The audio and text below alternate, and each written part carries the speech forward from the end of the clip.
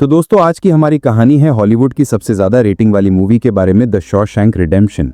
ये एक ऐसे बंदे की कहानी है जिसने वो कर दिखाया जो सोचा भी नहीं जा सकता था। तो चलिए शुरू करते हैं इस दिलचस्प कहानी को। फिल्म की शुरुआत में हमें एंडी ड्यूफ्रेन नाम का शख्स को देखते हैं।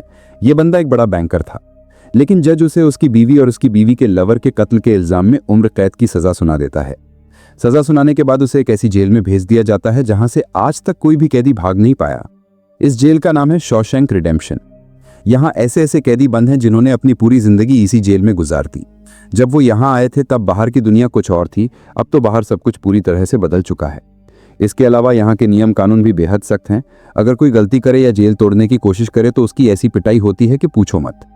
एंडी काफी दिनों तक किसी से एक शब्द भी नहीं बोलता। फिर एक दिन उसकी मुलाकात होती है एक कैदी से जिसका नाम है रेड। रेड का कमाल यह है कि वो इस जेल में बाहर से किसी भी तरह का सामान मंगवा सकता है। उसे यहाँ पूरे 20 साल हो चुके हैं। एंडी रेड से कहता है कि उसे एक हथौड़ी और एक एक्ट्रेस का बड़ा पोस्टर चाहिए।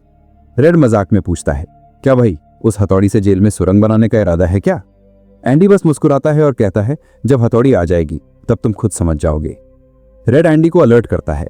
वो उसे 3 कैदी दिखाता है और बताता है कि उन तीनों की नजर तुम पर बुरी है। एंडी कहता है कि अगर मैं उन्हें बता दूं कि मैं गे नहीं हूं तो? रेड जवाब देता है, भाई इससे उन्हें कोई फर्क नहीं पड़ता। एंडी के कहने पर रेड उसके लिए हथौड़ी मंगवा देता है। जब वो उस हथौड़ी को देखता है तो मन ही मन सोचता है कि इस नन्ही सी हथौड़ी से तो जेल में सुरंग बनाने में 600 साल लग जाएंगे। असलियत में एंडी को पत्थर तराशने का शौक है और इसीलिए उसने ये हथौड़ी मंगवाई थी, या फिर शायद नहीं। अब कुछ दिनों के बाद वो 3 बंदे जिनकी नजर एंडी पर बुरी थी वो मौका देखकर उसे पकड़ लेते हैं और उसे बुरी तरह से टॉर्चर करते हैं।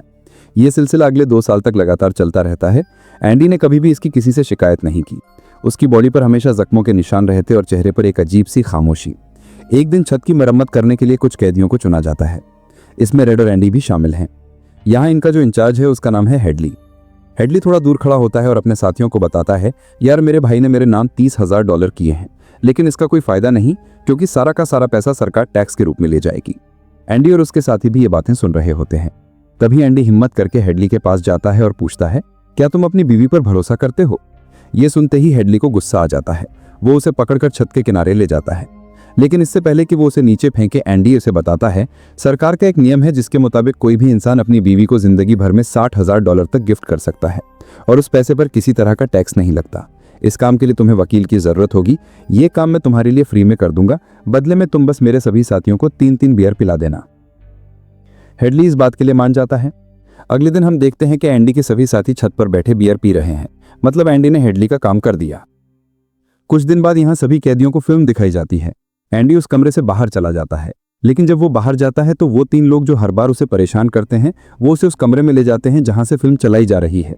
वो एक बार फिर से उसके साथ जबरदस्ती करना चाहते हैं, लेकिन इस बार एंडी उन तीनों में जो उनका हेड है उस पर हमला कर देता है। इस वजह से वो एंडी को इतना मारते हैं कि वो 1 महीने के लिए हॉस्पिटल में भर्ती हो जाता है।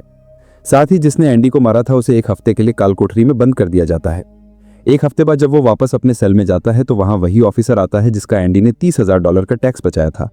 वो ऑफिसर उसको इतनी बुरी तरह मारता है कि वो हमेशा के लिए अपाहिज हो जाता है। अब कुछ दिनों बाद जेल का वार्डन एंडी के सेल में आता है और उसके सेल की तलाशी करवाता है। असल में तलाशी तो बहाना है। उसके ऑफिसर ने उसे बताया था कि एंडी ने किस तरह उसके $30,000 का टैक्स बचाया था, इसलिए वो एंडी से मिलना चाहता है। एंडी के हाथ में बाइबल होती है जिसे वार्डन ले लेता है। उसे भी बाइबल पर बहुत यकीन है। एंडी के सेल के अंदर बहुत सारी एक्ट्रेस की फोटोज हैं और साथ ही एक एक्ट्रेस का बहुत बड़ा पोस्टर भी लगा है। वार्डन कहता है, वैसे तो मैं इसे अलाउ नहीं करता, पर कभी कभी इसे नजरअंदाज किया जा सकता है। अब सबसे हैरानी की बात यह है कि वार्डन को वो हथौड़ी नहीं मिलती जो एंडी ने रेड से मंगवाई थी। वार्डन यहाँ से निकल जाता है। थोड़ी देर बाद वो लौट आता है। उसके हाथ में एंडी की बाइबल है। वो उसे लौटाते हुए कहता है, सुकून इसी में है। वार्डन एंडी से काफी इंप्रेस होता है, इसलिए वो उसे अपनी ऑफिस में बुलाता है और उसे असिस्टेंट लाइब्रेरियन बना देता है। लाइब्रेरी में एक बूढ़ा शख्स है जो कई सालों से लाइब्रेरी संभाल रहा है। एंडी को उसके अंडर काम करना है। साथ ही यहाँ एंडी दूसरे ऑफिसर्स की ITR भरना शुरू कर देता है। जैसे जैसे साल गुजरते हैं एंडी के पास काम बढ़ता चला जाता है। उसे एक असिस्टेंट की जरूरत पड़ती है और वो अपना असिस्टेंट अपने सबसे अच्छे दोस्त यानी रेड को बनाता है। धीरे धीरे इसी तरह वक्त गुजरता है। एक दिन लाइब्रेरियन जिसके अंडर एंडी काम करता है वो एक आदमी के गले पर चाकू रख देता है। दरअसल सरकार ने उसकी सजा माफ कर दी थी, लेकिन वो इस जेल को छोड़कर नहीं जाना चाहता। आज इस जेल में उसे पूरे 50 साल हो चुके हैं। ये जेल की दुनिया ही उसकी असली दुनिया बन चुकी है। उसे लगता है कि अगर किसी का खून कर दिया तो उसकी सजा बढ़ जाएगी और उसे इसी जेल में रखा जाएगा। लेकिन एंडी के समझाने पर वो बूढ़ा लाइब्रेरियन उस आदमी को छोड़ देता है। जेल से छूटने के बाद बूढ़े ब्रूक्स को सच में बहुत अजीब लगता है। 50 सालों में बाहर की दुनिया की रफ्तार बहुत बढ़ चुकी है। जहां पहले सड़क पर एक गाड़ी दिखती थी, अब सड़कों पर गाड़ियों की भीड़ है। इस माहौल में वो ज्यादा देर सरवाइव नहीं कर पाता और अपनी जान दे देता है। वहीं जेल में दिखाया जाता है, जहां वार्डन एक नया प्रोग्राम शुरू करता है। इस प्रोग्राम का नाम है इन आउट। इस प्रोग्राम में जेल के कैदियों को बाहर ले जाकर काम करवाया जाएगा। इस प्रोग्राम की वजह से वार्डन को बहुत सारे कॉन्ट्रैक्ट्स मिल जाते हैं, क्योंकि जेल के कैदियों की मजदूरी बहुत सस्ती होती है। इससे वार्डन लाखों रुपए बना लेता है। लेकिन उसका ये पैसा ब्लैक है। एंडी उसकी इसमें मदद करता है। वो उसका पार्टनर एक ऐसे आदमी को बनाता है जो इस दुनिया में है ही नहीं। मतलब कि वो रैंडल स्टीवंस नाम के नकली डॉक्यूमेंट्स बनाते हैं और उसके अकाउंट में सारा पैसा ट्रांसफर कर देते हैं, ताकि अगर कल को पुलिस को पता भी चल जाए तो पुलिस एक ऐसे आदमी को ढूंढ रही होगी जो इस दुनिया में कभी पैदा ही नहीं हुआ। अब यहाँ जेल में एक नया कैदी आता है जिसका नाम टॉमी है। टॉमी बहुत यंग है। वो आज तक कई जेलों में जा चुका है। लेकिन जब उसे पता चलता है कि एंडी ने कई लोगों की मदद की है, तो वो उसके पास जाता है और कहता है कि वो अपनी हाई स्कूल की पढ़ाई पूरी करना चाहता है, ताकि जेल से निकलने के बाद वो अपनी बीवी और अपने बच्चे के साथ जिंदगी जी सके। एंडी उसकी मदद करता है। एक दिन टॉमी रेड के पास जाता है। वो उससे पूछता है, एंडी इतना इंटेलिजेंट है तो ये इस जेल में क्या कर रहा है? रेड उसे बताता है कि उसने अपनी बीवी और अपनी बीवी के लवर का कत्ल किया था। वो एक बहुत बड़ा बैंकर था। ये सुनकर टॉमी पूरी तरह चुप हो जाता है। अगले पल टॉमी के सामने एंडी और रेड दोनों होते हैं। टॉमी उन दोनों को बताता है, एक बार मैं एक जेल में गया था। वहां मुझे एक कैदी मिला था। उस कैदी ने मुझे बताया कि एक रात वो एक घर में चोरी करने गया था। तभी उस घर का मालिक जाग गया और उसने उस मालिक और उसकी बीवी को गोली मार दी। बाद में उसे पता चला कि वो दोनों हस्बैंड वाइफ नहीं थे, बल्कि वो दोनों लवर थे। वो औरत एक बड़े बैंकर की बीवी थी और बैंकर को उसकी बीवी और उसकी बीवी के लवर के मर्डर के इल्जाम में गिरफ्तार कर लिया गया। यहाँ हमें पता चलता है कि एंडी बेगुनाह था। ये सब जानने के बाद एंडी वार्डन के पास जाता है, लेकिन वार्डन जानबूझकर उसकी बातों पर यकीन नहीं करता, क्योंकि एंडी वो इंसान है जो उसके काले पैसों को सफेद में बदलता है। वो उसके सारे राज जानता है। एंडी इनडायरेक्टली उसे धमकी देता है कि मैं तुम्हारे काले पैसों के बारे में किसी को नहीं बताऊंगा। इस बात से वार्डन को गुस्सा आ जाता है। वो एंडी को 1 महीने के लिए काल कोठरी में डाल देता है। साथ ही टॉमी, जिसकी गवाही से एंडी फ्री हो सकता था, वार्डन उसे गोली मरवा देता है। इसके बाद वो एंडी के पास जाता है और बताता है कि टॉमी ने भागने की कोशिश की थी, इसलिए उसे गोली मार दी गई। एंडी जानता है कि वार्डन झूठ बोल रहा है। वो कहता है, आज के बाद मैं तुम्हारा काम कभी नहीं करूंगा। वार्डन कहता है, इसे 1 महीना और काल कोठरी में रखो। असल में आज तक किसी को भी इतने लंबे टाइम तक काल कोठरी में नहीं रखा गया था जितना एंडी को रखा गया। अब काल कोठरी में पूरे 2 महीने गुजारने के बाद जब एंडी बाहर आता है तो रेड उसके पास आता है। एंडी रेड से पूछता है, क्या तुम कभी इस जेल से बाहर निकल पाओगे? रेड कहता है, शायद जब मैं बहुत बूढ़ा हो जाऊं और मेरा दिमाग काम करना छोड़ दे। एंडी कहता है, मैं यहां से निकलकर यूहातनेस जाऊंगा। यह मेक्सिको में समुद्र किनारे एक बहुत खूबसूरत जगह है। कहा जाता है कि इंसान अपने आप को यहां खो देता है। मैं वहां अपना रेस्टोरेंट खोलूंगा, समुद्र किनारे अपनी बोट रिपेयर करूंगा और दोस्तों के साथ गहरे समुद्र में मछली पकड़ने निकलूंगा। ये सुनकर रेड परेशान हो जाता है। वो कहता है, उम्मीद बहुत खतरनाक चीज होती है भाई, इंसान को पागल तक कर देती है। तुम्हें सच्चाई की दुनिया में वापस लौटना होगा। मैक्सिको यहां से बहुत दूर है। एंडी कहता है, तुम सच कहते हो। अब मेरे पास सिर्फ 2 ही रास्ते हैं, या तो मैं घुट घुट कर जीऊं या फिर मर जाऊं। जाने से पहले एंडी रेड से कहता है, तुम वादा करो कि तुम मेरा एक काम करोगे। रेड कहता है, हाँ भाई, मैं जरूर करूंगा। एंडी कहता है, बॉस्टन के पास एक बहुत बड़ा मैदान है। उस मैदान में एक बहुत बड़ा पेड़ है। उस पेड़ के पास एक पत्थर की दीवार है। उस पत्थर की दीवार पर एक काले रंग का पत्थर है। उस पत्थर के नीचे कुछ गड़ा है। वादा करो जब तुम जेल से बाहर निकलोगे तो वहां जरूर जाओगे। रेड पूछता है, उस पत्थर के नीचे क्या है? एंडी कहता है, इसके लिए तुम्हें वहां जाना होगा। ये कहकर एंडी यहां से सीधा वार्डन का काम करने जाता है। वो वार्डन का काम खत्म करके उसके सारे डॉक्यूमेंट्स एक खास तिजोरी में रखता है। डॉक्यूमेंट्स रखने के बाद वार्डन एंडी को अपने कपड़े देता है। वो कहता है, मेरे कपड़े प्रेस करवा देना और मेरे जूतों को पायने की तरह चमका देना। इसके बाद एंडी वापस अपने सेल में आ जाता है। वहीं आज रात रेड बहुत परेशान है, क्योंकि उसे शक है कि एंडी शायद अपनी जान ले सकता है।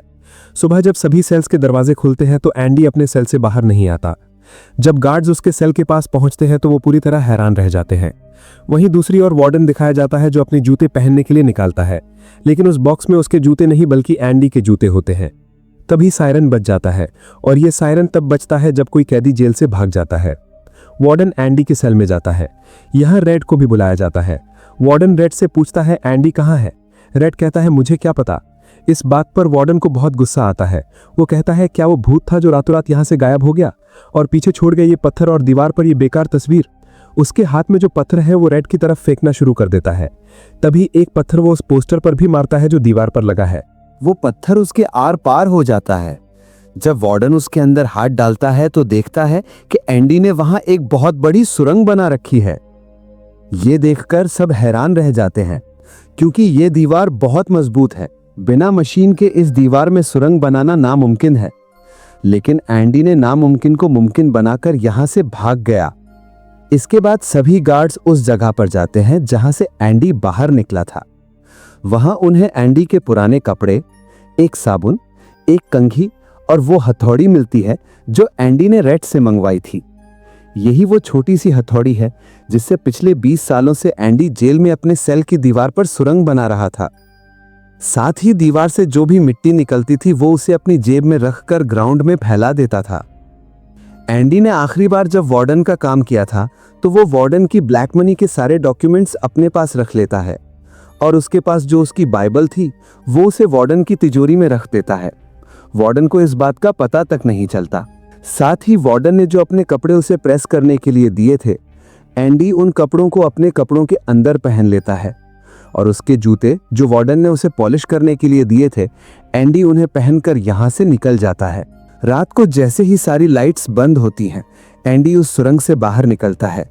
इसके बाद वो एक गटर का पाइप तोड़ता है और उस गटर के पाइप से रेंगता हुआ उस जेल से, जिस जेल से कोई भी कैदी आज तक नहीं भागा, वहां से भाग जाता है। अगली सुबह एंडी उस बैंक में जाता है जहां वार्डन की सारी ब्लैक मनी है। ये प्रॉपर्टी एक ऐसे आदमी के नाम है जो इस दुनिया में एग्जिस्ट ही नहीं करता। मतलब एंडी जेल से उस आदमी के सिग्नेचर करता था। साथ ही एंडी के पास उस आदमी के नाम के सारे डॉक्यूमेंट्स भी हैं। इसलिए एंडी बैंक में जाकर सारे पैसे निकाल लेता है और ये पैसे हैं $2.95 मिलियन। यानी एंडी ना सिर्फ आजाद हो गया बल्कि वो बहुत अमीर भी हो गया। एंडी के पास वार्डन के खिलाफ सारे डॉक्यूमेंट्स हैं जो वो प्रेस को भिजवा देता है। अगली सुबह ये खबर अखबार में छप जाती है। जब वार्डन तिजोरी खोलता है तो उसमें उसके डॉक्यूमेंट्स नहीं बल्कि बाइबल होती है। बाइबल के पहले पेज पर एंडी ने लिखा होता है, तुमने सही कहा था, आजादी इसी में है। जब वार्डन पेज पलटता है तो उस पर हथौड़ी की डिजाइन बनी होती है। मतलब एंडी ने बाइबल को हथौड़ी की शेप में काटकर एक सांचा बनाया था जिसके अंदर वो अपनी हथौड़ी छुपाया करता था। और आज से 20 साल पहले जब वार्डन पहली बार एंडी के सेल में गया था तो उसने एंडी की बाइबल उसके हाथ से लेकर वापस लौटा दी थी और उस वक्त भी हथौड़ी इसी बाइबल के अंदर थी। अब वार्डन का पूरा चिट्ठा खुल चुका है। पुलिस उसे गिरफ्तार करने आ रही है, लेकिन इससे पहले कि पुलिस उसे गिरफ्तार करे, वार्डन खुद को गोली मार देता है। अब कुछ टाइम गुजरने के बाद एंडी के दोस्त रेड की सजा भी माफ कर दी जाती है। उसे एक नौकरी दिलाई जाती है। लेकिन बाहर की दुनिया में रेड का दिल बिल्कुल नहीं लगता क्योंकि उसने अपनी जिंदगी के 40 साल जेल में गुजारे थे। रेड उसी कमरे में रहता है जहां लाइब्रेरियन बूढ़ा आदमी रहता था। रेड भी अपनी जान देना चाहता है। तभी उसे अपना वो वादा याद आता है जो उसने एंडी से किया था। वो उस जगह पर जाता है जो एंडी ने बताई थी। वहां एक बहुत बड़ा पेड़ है, साथ ही पत्थरों की दीवार भी है।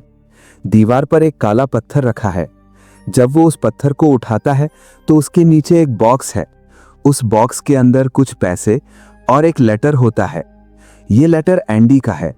उस लेटर में लिखा है, तुम्हें जगह का नाम याद है जो मैंने तुम्हें जेल में बताई थी? रेड कहता है, जिहुआ तेनेजो। एंडी लिखता है, तुम उस जगह पर आ जाओ, मैं तुम्हारा इंतजार कर रहा हूं। इसके आगे एंडी ने लिखा होता है, उम्मीद अच्छी चीज होती है, बल्कि सभी अच्छी चीजों में सबसे अच्छी चीज है और अच्छी चीज कभी नहीं मरती। इसके बाद रेड उस जगह पहुंच जाता है। जब वो समुद्र के किनारे जाता है तो देखता है कि एंडी अपनी बोट ठीक कर रहा है। ये जगह, ये सब कुछ एंडी का वो सपना था जो उसने जेल में रेड से शेयर किया था। और रेड ने कहा था कि उम्मीद अच्छी नहीं होती, उम्मीद इंसान को पागल तक कर देती है। लेकिन हकीकत तो यह है कि उम्मीद शायद इस दुनिया की सबसे अच्छी चीज है, जिसकी वजह से एंडी ने ना सिर्फ 20 साल में सुरंग बनाई, बल्कि उसने वो सब कुछ पा लिया जो वो अपनी जिंदगी में पाना चाहता था। ये मूवी हॉलीवुड की all time highest rating movie है। अगली कहानी आप किस मूवी पर सुनना चाहते हैं, मुझे नीचे कमेंट्स में जरूर बताना। अगर ये वीडियो आपको पसंद आई हो तो लाइक कर देना और ऐसी और मूवी स्टोरीज देखने के लिए हमारे चैनल को सब्सक्राइब कर देना। मिलते हैं अगली मूवी में।